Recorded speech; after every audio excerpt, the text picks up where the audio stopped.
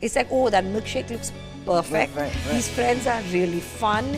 I could wear that mini skirt. Jam sessions, like they had parties in the day. Bouffants. There was a lot of fashion, makeup, music. All 7 of them are talented. If you read the comic, you realize that yes, because there's a love triangle, it goes between them, and it's called Archie comics, so Archie is the lead. Farhan is firstly a huge Archie fan. He can write dialogue in a very simple, everyday lingo, which is what was required for this. I could, you have that as a kid, and we wanted to take that feeling and put that on film. That slight dreamy quality, just push the reality a little bit, and that's what we've done.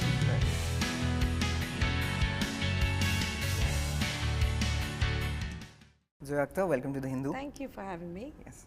So Zoya, you've spoken about being a very passionate Archie head growing up, both you and your brother Farhan Akhtar.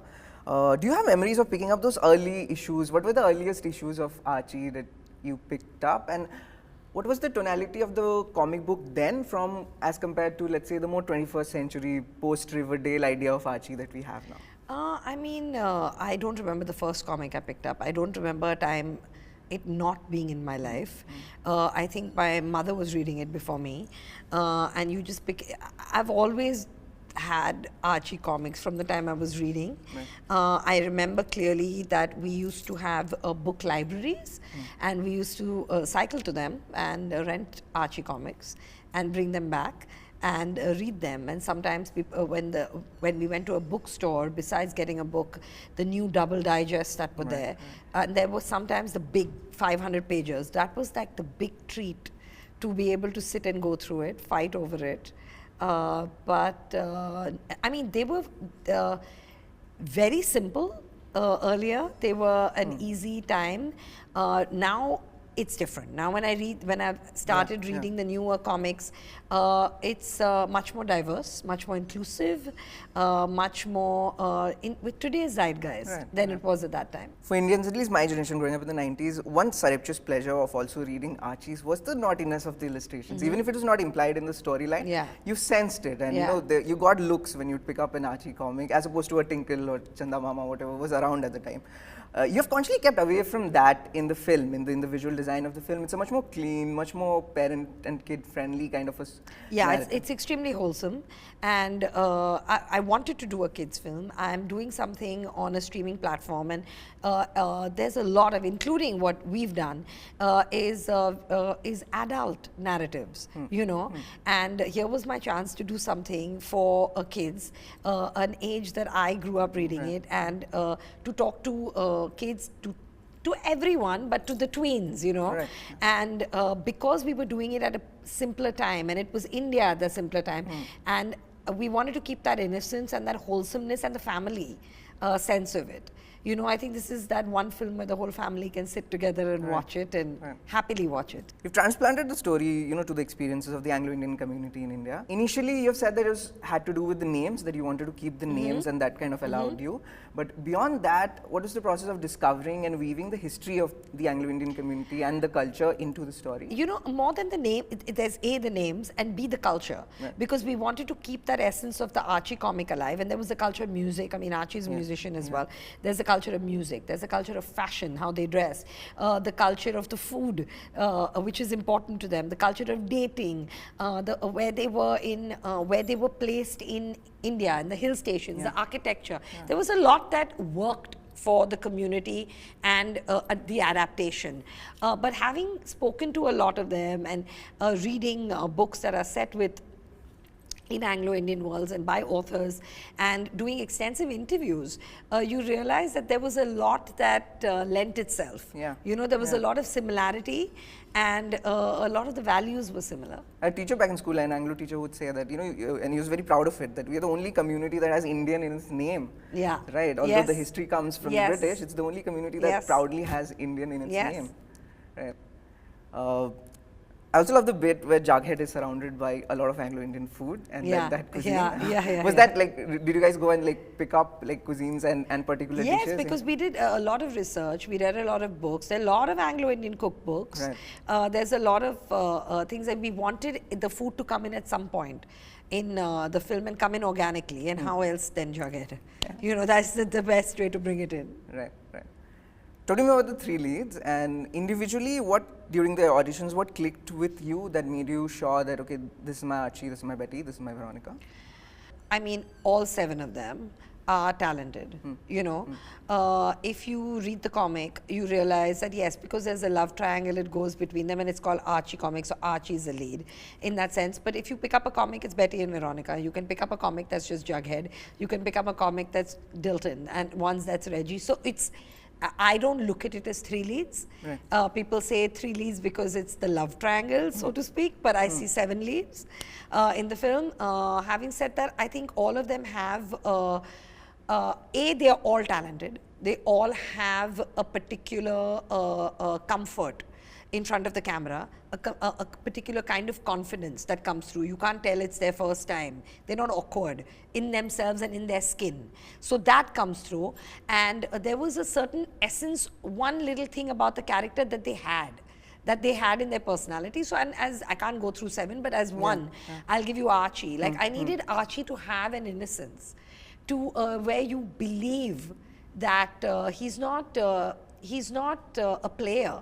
Right. He genuinely likes both of them. Right, and you have to believe that. Yeah, right. And you have to see that, you know, he wears his heart on his sleeve. And Agastya just has that quality. You know, there's just a lovable, likable quality. You can't help but like him. And that essence of him, that innocence of him was the cincher. Right. How hard was the temptation to not make him orange haired? Like, did you ever consider it? No, I didn't want to, because I think it would be pushed too much to make him a carrot top. I think it was nicer to keep it within what the community looks like. You know, they have light hair and they have light brown hair, and they do have brown, from black to light brown hair. It was better to keep it in that range. Right. You know, this is the first Archie adaptation that we're seeing in India, but over the years, there are filmmakers who have, who have stripped the Archie model for parts. Karan being a great example of, his films. George Jita wo Sikandar back in the day was Bobby there. Also. Yes, a lot of stuff. Do you think at the end of the day, this is very familiar to people? And did you ever have an idea, okay, the format, was there ever apprehension that storytelling-wise, that people know this format even if Archies is happening for the first time? No, I mean, see, there are people that know Archies, and the rest of the people are going to watch a film, you know, about young adults. So they may discover Archie after watching the film. Right. There are people that don't know the comic, and that's fine. The film works within itself. You may not know the comic, and it'll still be a movie that you can watch. But I think Jojita, Kuch Kuch, Hota Hai, Bobby, they've done, they've been done really, really well. And they've been adapted in a particular way. This was different because this had to be adapted in its original essence. So it there only became different because we were calling them those names, we were putting, so it was just a different way of looking at it, and you don't want to repeat what someone else has done, and someone else has done very successfully. Right. You want to create your own world with it. Right. Talk to me a bit about the world building itself. I was very surprised that Mr. Nikos Andritsaki shot this film. I know his work from very gritty Diwakar Banerjee. Yeah, I keep joking and saying that it's the first film he's shot that doesn't have a murder in it. Right. Yeah. Right. Right. What is the process of, creating this dream, like this very sort of, and it has to be distinct from, let's say, the American small town idea that people have of Archie. Creating the world was a really fun experience. That's what I really love doing. I'm very lucky to work with extremely talented people, whether it's Suzanne Mervanji, who does the production design, or Purnamrita Singh, who did the costumes, Nikos, who shot the film. These are people that come in with a lot of ideas. They have a great aesthetic. They have a complete understanding of how to create, take a comic book, create like a storybook almost aesthetic, and infuse it with, say, Hill Station, India. So with Suzanne, she went with a lot of the colonial architecture that already exists in hill stations in India, and then used like a bit of a magical storybook, Enid Blyton-y, dreamy aesthetic. And because we wanted this, we had to push it, because when we're reading this comic as a book, as a kid, you're in it, and when you're in this comic, it's like an ideal world. It's like, oh, that milkshake looks perfect. Right. These friends are really fun. I could wear that mini skirt. I could, you have that as a kid, and we wanted to take that feeling and put that on film. It's that slight dreamy quality, just push the reality a little bit, and that's what we've done. Right. Was there other pop culture from the 60s that you're also drawing from when designing and visualizing this film? Pop culture film is, I mean, rock and roll, I think, big time. The music. Things like my mother told me that they would do when they were in the 60s, like skating was a big deal. Yeah. Jam sessions. Yeah. Like they had parties in the day. Right. You know, bouffants. Right. They, you know, wore their hair slightly up. Like there was a lot of fashion, makeup, music, yeah, all that. So would you consider expanding Archies into a franchise, maybe in the form of a show or more films? I mean, that really depends. It's a Netflix question. I think it could be great fun. I think it could be fun to figure out new ways of doing it. And I think it'll all depend on how the audience reacts to this one. Right. You know, if they like the characters, yeah. What was having Farhan on dialogue duty give you on this film? I love a scene where a lot of the parents and the kids are talking, and the word honga or hoga gets spelled out in different ways. Like that was funny. And what did Farhan bring to the Farhan is firstly a huge Archie fan. B, he has a very simple way of writing dialogue. He can write dialogue in a very simple, everyday lingo, which is what was required for this. He has a sense of humor that can be childlike. He can make it from corny to funny, but in a childlike way, which kind of suited Archie comics. There's a huge comfort level. He understands what I want. He understands my aesthetic. He understands my tone. And what he did was, I mean, things like Va Va Voom and all, that's what he got in, which is from the original comic. And then that became a song. And so, yeah.